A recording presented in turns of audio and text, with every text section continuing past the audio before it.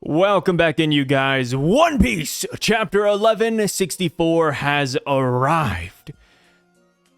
You know, I intro these videos the same way every single time, so I said, why not spruce it up with some good old laughter, just to get a good old smile going, am I right? So, getting right into the yapathon, we got the cover page reader request. And we see my girl Perona chasing Randolph? Yeah, so, the person requested that Perona chases a rabbit with a pocket watch. Kind of like the meme, right? I feel like whoever requested this knew what they were aiming for, or at least what they wanted. But, of course, Otis said, hey, there's a rabbit in the story. Let's just throw them in here. So that is why we have Randolph from the Big Mom Pirates showing up in the cover page. Of course, none of this is actually canon, but I do like to read in between the lines every now and then, saying, oh, maybe there's a reason Oda picked this, and if I had to extrapolate something, I think it is because Perona is making her way to Mihawk in the current story. You know, you gotta think about it, right? Perona just saved Moria from Hachinosu. They have nowhere to really go. So why not go back to our good buddy Mihawk and join Cross Guild? We cannot forget, I always bring this up, but in the rough draft of Cross Guild, Oda originally made Perona one of the main commanders of that Yonko crew. That is right. We had Buggy, Crocodile, Mihawk, and Perona. So yes, I do think Perona and Gekko Moria are making their way over to Mihawk as we speak, and this could just be a nice teaser to it. And of course, it's a great meme. And not to mention, but it is also Halloween, so I think it is quite fitting that this dropped today. So, going into the chapter now, Rox is in the process of getting Domi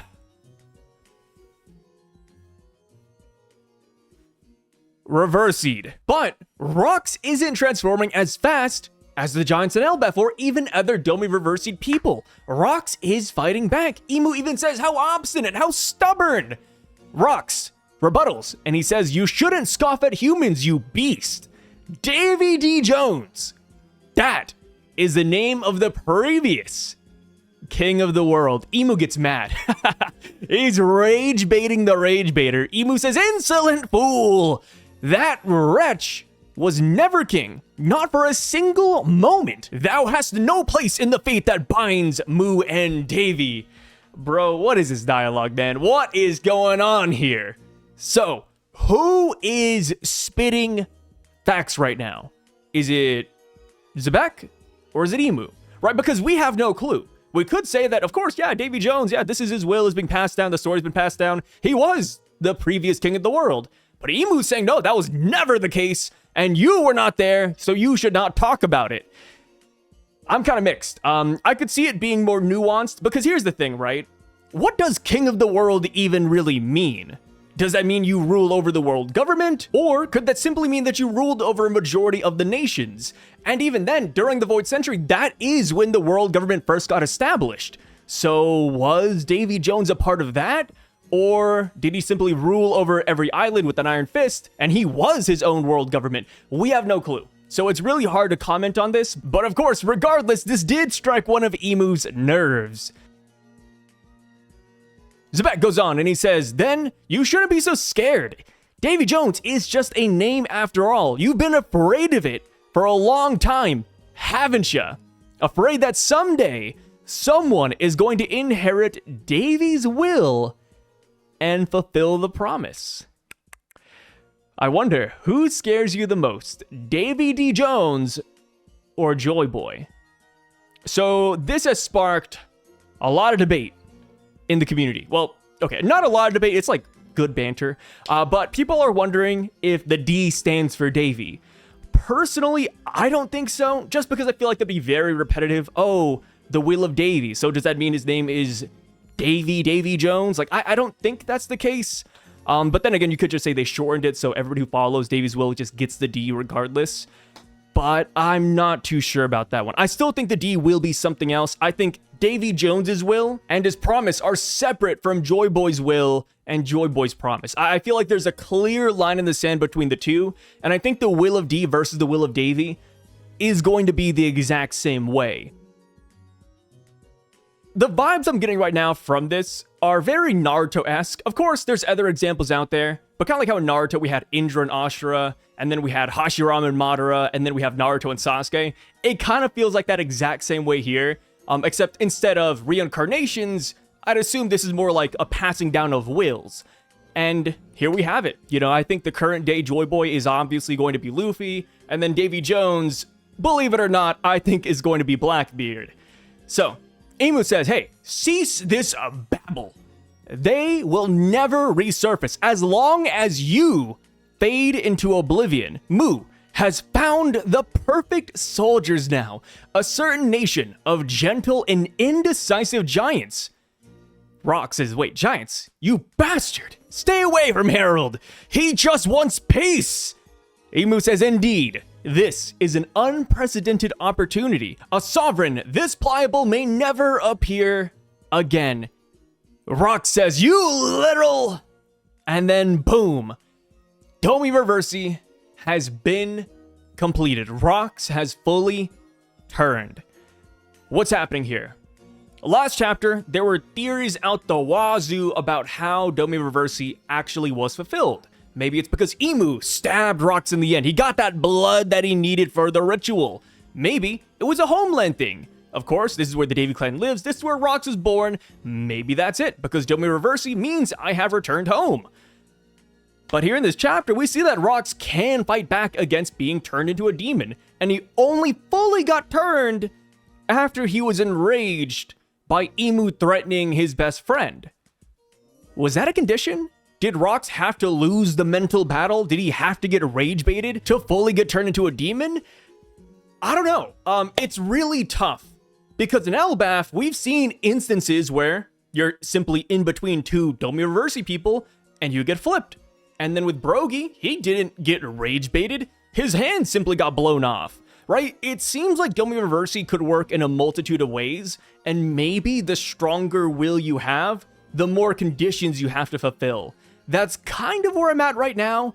It's just really hard to say, because erase the rage baiting narrative for a second, right? Why did Imu even bring up Harold? It really seems like he just did that to get under Rox's skin, so I do think rage baiting might play a big role here. But of course, I mean, he was turning well before that, but it looks like that just gave him the final push off the ledge. So now that Rox has fully turned into a monster, Imu says, put an end to Davy's dream and annihilate the Davy clan. Whitebeard, Big Mom, Kaido, everyone, they're super confused. Big Mom squares up against them saying, hey, wait, Rox, are you bigger? What happened up there? Rox charges at Kaido, who's beside Big Mom, and he throws Kaido to the side of the mountain with Haki. Hey, I don't know how that happens. Maybe he just coated his hands in Haki and then just slammed him or something. But yes, you do see the black lightning coming out of the clash between Kaido and that giant rock. Big Mom says, whoa, Rox, we're your allies. What the hell are you doing? He turns around, kicks Big Mom in the face, also with Haki. She ends up flying right by Whitebeard. Whitebeard's mean mugging Rox. And Whitebeard's like, hey, Rox, are we in your way? And Rox, the demon Rox, simply says, you are. And then we get the clash between the Guragur no Mi and Demon Rox. And this clash blows apart the bottom of the left mountain of God Valley. That's a mouthful. I feel like there's a better way to word that, but there you go. Yes, the left side fully collapses, and that is the last we see of Whitebeard, mind you. Even by the end of the chapter, we cut over to Roger and Garp, who should be in the vicinity, and Whitebeard is nowhere to be found. I mean, hell, even after this scene right here, Rox is barreling through the forest, and Whitebeard is not behind him, he's not still fighting him. No. Whitebeard is done. Which is crazy to see, brother. Of course, we do know that Domi Reversi makes a person stronger. It also gives them regeneration. It makes them bigger. So Whitebeard, Kaido, Big Mom losing here, I think just makes a lot of sense. I've seen people saying that, oh, you know, Whitebeard's clashing with Rox and he's not even using his Naginata, which I think is fair, but also kind of odd, because I just finished rewatching all of Marineford just yesterday, and I feel like all of Whitebeard's strongest attacks actually come from his fists. You know, aside from the clash he had with Roger, everything else, all the big, you know, tremor-inducing attacks, man, that's from his bare muscles. So I do think Whitebeard is putting his best foot forward here. I do not think this is an easy clash by any means. So we cut on over and we get reactions from all around the island. We see the Celestial Dragons are fleeing on marine ships. We see that the Roger crew have almost departed. And we also see Baby Shanks. Baby Shanks is in one of the treasure chests that the Roger Pirates are carrying off the island. I'm not too sure which Roger Pirate this is. Like I said, there's like freaking 35 of these guys. Sorry. Maybe one day I'll go through and I'll memorize every single one of these dudes and I can distinguish them from the back of their heads. But right now, brother, I have no clue. But I heard it is a named character, so that's pretty awesome. Actually, off the top of my head, I think it's actually Taro. Am I right? Yeah, actually, Taro's one of those weird losers that I just remembered out of nowhere. Taro One Piece. Let me look it up real quick. Taro One Piece. Yeah, it is Taro. You can tell because his hair is the only one that kind of looks like a chestnut. Not an actual chestnut like Noland and Mont Blanc Cricket, but it's like a weird spike point thing. And yeah, that's Taro. Wow, I can't believe that.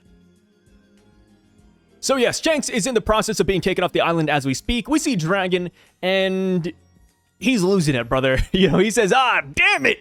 I couldn't even save one baby. Where did he go? Yes, Dragon is not exactly living life here on this island. I do wonder what Oda has in store for Dragon next, though, because I don't think we're done yet, right? While so many people are leaving this island, I think Dragon will stick around to the bitter end. Maybe he runs into Imu, maybe the God Knights, maybe he's still, you know, in line with the previous theories, maybe he still finds his Devil Fruit here. I'm not exactly too sure, but I still think he has yet to play his major role. So, we go on, and we see that Kuma and Ivankov are still here. That's crazy. Also, Ginny's here too. I truly thought that they were gone. You know, 2 chapters ago, they were pawing everybody away, and I really thought that was the end of Kuma. I was like, oh yeah, he saved his 500 people. You know, the island's being blown to bits. Yes, he's definitely gone by this point. But nope, here we have it. He's still sticking around because there might still be people that would need his help. And he's correct. He actually sees someone running through the forest. We cut on over to Captain John. He has gotten up from Ganzui's booger bomb. He's also fleeing the island. We see Ganzui after his fight with Shiki, and he's not looking too good. He's actually laying on the ground, and he's saying, Shiki, you asshole! You'll never make it off this island, yeah? And here's the kicker. Or should I say, here's somebody who can't kick. Oda uses the text box to hide his lower half. Oda, you sly devil. The reason I think this is important is because Ganzui, current day, the zombie at Thriller Bark, his bottom half was missing. Hogback, that madman, attached the legs of an elephant to Ganzui's torso. So we were kind of under the assumption that if Ganzui didn't have like some sort of weird elephant, Zoan, Devil Fruit, and Hogback wanted to copy that Ganzui would simply get his legs chopped off. And I think that's what happened here. I think Shiki did chop off Ganzui's bottom half, and that is why Ganzui is cursing Shiki, but is also not moving at all. That is why he's on the ground. We see Shiki, and he's actually flying away with one of the treasure chests. We then go over to Rox Zebek again.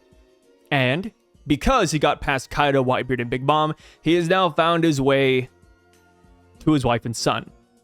Aris says, wait, Zebek, you look... Oh my god, you lost! She says that she's so sorry, it's their fault. You faced that thing to save us, even though you weren't ready yet. Brother, the way she words this sentence right here, she knows. She knows about Imu, and she knew about Zebek's plan to take it down. Yeah, I think after God Valley, Aris is going to live for a while, and she's going to be the one to tell Blackbeard, hey, Blackbeard, your father... I don't know why I'm giving her like a manly accent. Hey, Blackbeard, your father was going to fight this, and he needed 2 devil fruits. He wasn't ready when he fought him, so he lost. I think she's the one who instills all this knowledge into Teach. 100%. Does that mean she's still alive today? Not necessarily. Obviously, she could die to an illness later. Hell, for all we know, she could have fallen down some stairs and died. This is One Piece, man. These mothers are not safe. And of course, a reason why I think she is possibly dead is because when Whitebeard picks up Blackbeard, he is described as an orphan. And I don't think a kid that young would lie like that to get onto a pirate ship. Like, I feel like he would have just stayed with his mom for a little bit longer until he's like, you know, more grown up. But that's just me. So Aris is running to the coast and she says, we have no choice but to jump into the sea and swim. I will not let the Davy clan end here. Of course, the demonified Rox catches up to her and is about to give her some back shots. And then we also see that not just that, but cannonballs are coming in from up front. She has nowhere to escape. But Kuma saves the day. The young bear man comes in and paws her away. Aris was the gal he saw running through the woods, which is pretty crazy. I bet upon first reaction, most readers would kind of assume he saw Captain John, because just scrolling up like, what, 2-3 pages ago, Kuma's like, oh, there might be more people. And then we see like a figure in the distance, and then we see Captain John, you know, walking through the forest. So it's like, wait a minute, does Kuma save Captain John? No, not the case at all. He actually saw Aris running through, and he got her back. And of course, before the cannonballs and Zebek land their blows, Kuma also teleports himself. Shouts to Kuma, man. Like, despite all of this happening, he's calm, cold, and collected. He just looks over, and he's like, yep, papa, and he's gone. Imu somehow got blindsided by this. Imu has no clue what even happened. Imu just simply sees explosions, and he's like, Davy, next, kill everybody on the island. In Imu's mind, Rox was successful. In Imu's mind, Aris and Teach, and even Kuma are dead. Imu did not see what actually went down, which is a big reason as to why Blackbeard was able to rise in power for all these years, and Imu was unbeknownst to that. It's because he was misled here. He came to the wrong assumption. So we see that the Marines and the Roger Pirates are calling in for their captains. Garp says, hey, Marines, I told you to get the hell out of here. How long are you going to stick around? Roger says, hey, I'm fine, guys. Let me know when everybody's aboard the ship and ready to go. We then see Rox going around, killing pirates, killing Marines left and right. Roger and Garp, they both realize that they need to stop him. They need these guys to get away scot-free. So they inhale. They huff it in. And this is awesome. But they let it out. And they say, bring it on, Rox. And we see Conqueror's Aki blasting through the island. It's amazing, man. Without even exchanging any words to each other, they knew what they had to do. They were that bonded, man. Imu is shocked. He turns around and he says, Davy? Hey, I don't know why Imu is saying this. My two thought trains right now is that one, maybe Roger and Garp's hockey combined equals Davy Jones? Or Roxy Zebek got lured in by this provocation and that really shocked Imu. Because even going back to the beginning of this chapter, Imu has been referring to Rox as Davy, his real name. So yeah, when Imu says Davy at the end, it could just be simply Rox, or it could be like, hey, like this hockey, that's Davy Jones? Like, what's going on here? I think both are fine options. I'm leaning towards it just being Rox going against Imu's mission. Because even later on, you know, in that final page, we see that Rox is saying, hey, Garp, Roger, please, you know, do something about this. So I do think that Rox, by confronting Garp and Roger by the end of this chapter, I think that is him fighting back and going against Imu's mission. So Garp says, okay, what the hell did you turn into? And Roger says, hey, I won't let you go after my crew. And we got that epic freaking panel where they're both squared off against him. And like I said earlier, during this whole thing, we see Rox's inner thoughts. We see it through the voice of all things, which I'm assuming Garp has as well. Roger is like, hey, what is that voice? But obviously we can see that Garp is reacting to that too, right? At least that's what I'm led to believe. Rox says, hey guys, please kill me. And we see that Rox is crying while he's saying this. And then, because he has no control over his body, he ends up charging towards the two. End of chapter, no break next week. The editor note says the climax of the God Valley incident begins. And brother, begun it has. What a great chapter. Next week, hey, fingers crossed. I really hope we get a prolonged battle. I know One Piece is not meant to be a battle shonen. Oda has gone as far as to say that outright. It's more of an adventure series, but hell, man, a fight like this, I hope it lasts the whole damn chapter.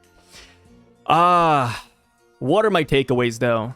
Aside from the obvious, I'm curious. There's still people here. You know, we gotta address the elephants in the room. We don't know where Barbell's at. Okay, hold on. Everybody thinks I'm joking about that. Barbell, okay, put him to the side. No Barbell. Gloriosa, Stussy, Gilbastar, Kyowo-Silverax. Bogard is still here somewhere. The mysterious Bogard, Garp's right-hand man. Of course, we also have the God Knights. Like, there is a legitimate amount of people that have not really gotten a lot of screen time. So I wonder if they're gonna join in on the fight. I don't think so. It's tough, right? Garp and Roger versus Rocks is so hyped up. People love these guys so much that I do feel like if Barbell were to show up next chapter and join Roger and Garp, people won't like that. I mean, I would, to be fair, I would. But I feel like a majority of people would be like, okay, what the hell is Barbell doing here? Silverax, get the hell out of here, brother. What the heck? Yeah, maybe they're just still fighting on the side. Maybe they're trying to escape and they're like fighting over a ship or something. I could see that happening. But yes, there are still a lot of prominent players here. And then the God Knights, right? I get it. Most of them are fodder compared to these three at the end of the chapter.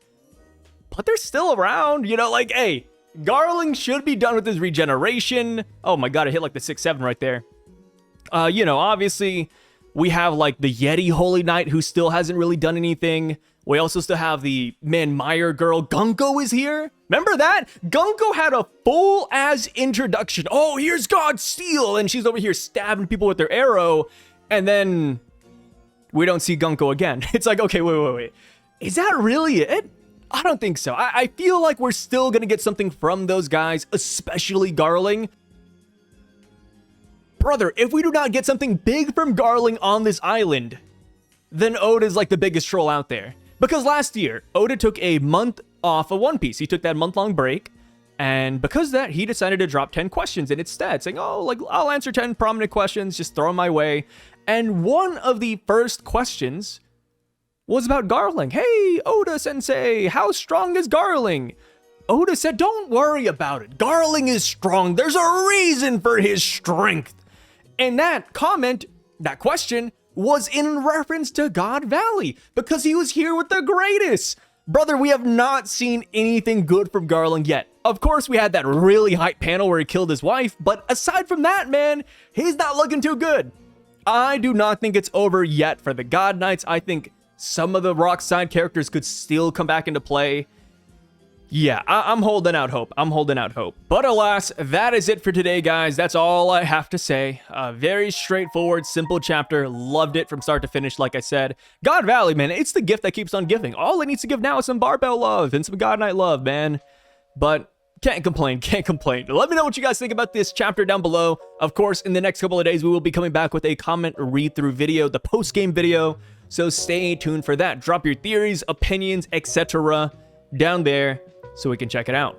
But yes, until then, you guys take care. Thank you so much for watching this video. I really freaking appreciate it. And if you have the time, please check out my side channels over here. I got Psyduck, SYVDUCK. I also stream on Twitch under that same username. And I also have an anime reaction channel called Somnus Reacts, where I upload anime reactions. Currently, I'm reacting to One Punch Man and One Piece. That's pretty much it. But yeah, again, you guys take care. Peace out, and stay safe.